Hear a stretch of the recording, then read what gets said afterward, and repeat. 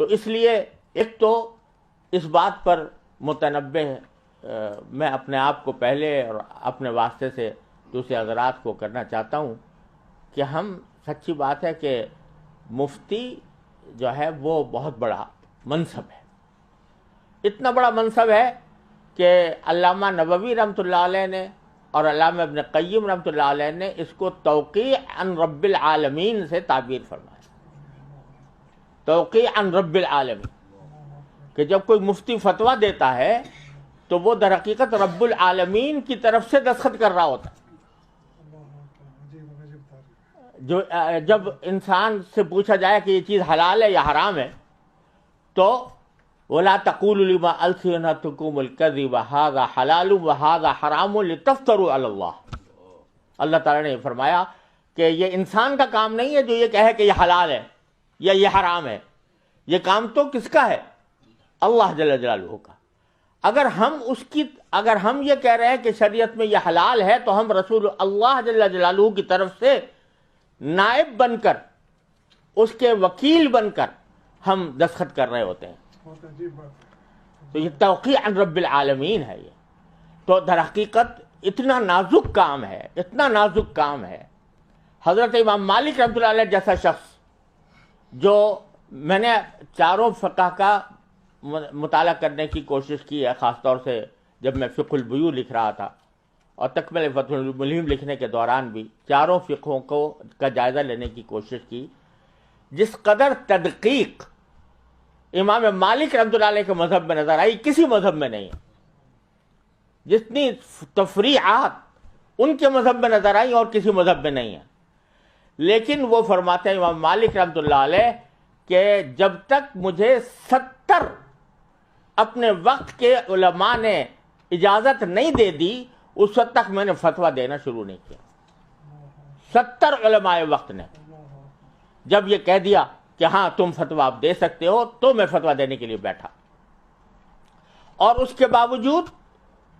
ان کو کبھی، میں نے کتاب میں نقل کیا ہے کہ ان کو کبھی لا ادری کہنے سے کبھی کوئی شرم نہیں محسوس ہوئی۔ اتنا بڑا امام، ان کے ایک شاگرد کہتے ہیں کہ میں ایک مرتبہ بیٹھا ہوا تھا تو لوگ آ رہے تھے، سوالات کر رہے تھے، پوچھ رہے تھے، تو ہر ایک سوال کے جواب میں کہہ رہے تھے لا ادری لا ادری۔ تو میں نے ان سے کہا میں نے غور کیا تو انہوں نے عدد لکھا ہے اس میں کہ کتنے سوالوں میں سے اکثر سوال کے جواب میں انہوں نے لا ادری فرمایا کہ مجھے نہیں معلوم۔ اور اللہ تبارک و تعالیٰ نے پھر ان سے وہ کام لیا کہ جس کا کوئی شمار کرنا ممکن نہیں ہے، اور حضرت امام مالک رحمۃ اللہ علیہ کے تلامذہ نے ان کا علم پھیلایا۔ اور ساتھ میں کوئی شخص، ایک مرتبہ کسی شخص نے کہا کہ حضرت یہ تو ایک خفیف سا مسئلہ ہے،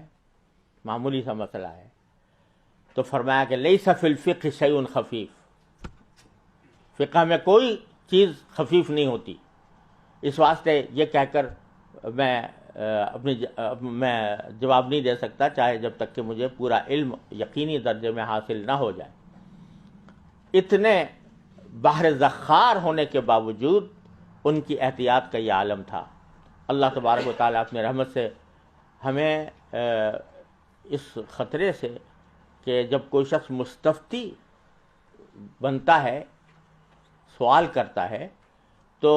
بزرگوں نے فرمایا کہ وہ مفتی کو، جواب دینے والے کو، اپنے اور جہنم کے درمیان ایک واسطہ بناتا ہے، اپنے اور جہنم کے درمیان ایک واسطہ بناتا ہے کہ میں جہنم میں نہ جاؤں، جو کچھ ذمہ داری ہے وہ اس شخص کے گردن پر ہے۔ امام محمد رحمۃ اللہ علیہ سے پوچھا گیا، امام محمد بن حسن شیبانی رحمۃ اللہ علیہ سے، کہ آپ کو ہم ہر وقت دیکھتے ہیں کہ فکر مند رہتے ہیں، مغموم رہتے ہیں، تو اور ایسا جیسے کوئی آدمی حشاش بشاش ہوا کرتا ہے، اس طرح کی کیفیت نہیں ہوتی۔ تو یہ میں نے اپنے والد ماجد رحمۃ اللہ علیہ سے سنا یہ بات کہ امام محمد نے جواب دیا کہ ما بال رجل جعل الناس عنقہ قنطرۃ الی الجنۃ والنار، کہ اس شخص کا کیا حال پوچھتے ہو جس کی گردن کو اللہ تبارک و تعالی نے جہنم اور جنت کے درمیان لوگوں نے اس کو پل بنایا ہوا ہے، اس پل سے گزر کے وہ جنت میں جاتے ہیں، اور ساری ذمہ داری اس گردن کے اوپر ہے جو قنطرہ بنی ہوئی ہے، پل بنی ہوئی۔ تو ایک طرف تو یہ عالم ہے ان حضرات کا، امام مالک کا، امام ابو حنیفہ کا، امام شافعی کا۔ حضرت امام شافعی رحمۃ اللہ علیہ فرماتے ہیں کہ جب بھی کوئی شخص مجھ سے کوئی مسئلہ پوچھتا ہے تو تھوڑی دیر کے لیے میں اپنے آپ کو جنت اور جہنم دونوں پر پیش کرتا ہوں کہ جواب